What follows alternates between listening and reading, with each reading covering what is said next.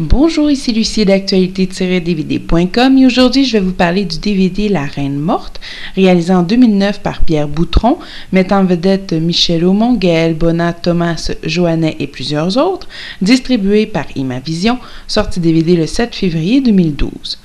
Forante, le roi du Portugal, doit marier son fils Dom Pedro à l'infante de Navarre. Il ignore que Dom Pedro a épousé en secret Dona Inés de Castro, qui attend un enfant de lui.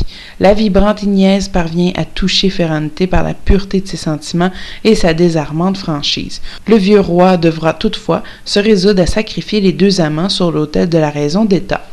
Adapté de l'œuvre éponyme de Henri de Monterland, l'un des plus grands écrivains français et membre de l'Académie française, La Reine morte est un film d'une étonnante modernité.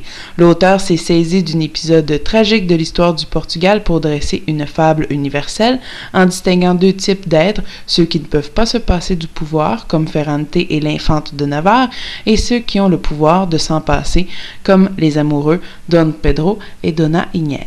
Voici un film télé français racontant une histoire d'époque à l'image des tragédies romanesques de cette époque, arborant les thèmes de mariage, de trahison et de royauté. Ce film n'a rien de jamais vu. Par contre, il en reste pas moins un très beau film, un très beau téléfilm, dois-je dire, avec décors et costumes, coiffures, tout à fait à la hauteur, pour montrer une superbe époque. Un scénario que j'ai beaucoup aimé, même si plusieurs monologues ont permis à plusieurs scènes de devenir longues et pénibles. C'est sans doute là que mon attention a eu le plus de difficulté à rester concentrée. Mais c'est sans parler de la superbe distribution dont fait partie Michel Aumont, Thomas Joannet, Gaël Bonnat et Astrid Bergère-Firbet, qui ont tous su jouer à merveille ces personnages d'époque, des acteurs riches en talent et très convaincants.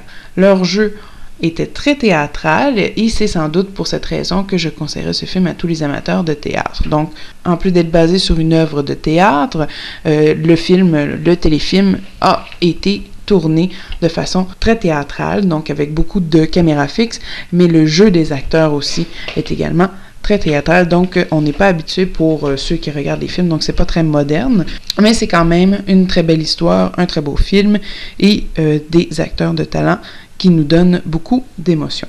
Donc sur le DVD, le langage disponible est le français en 2.0 Dolby Digital.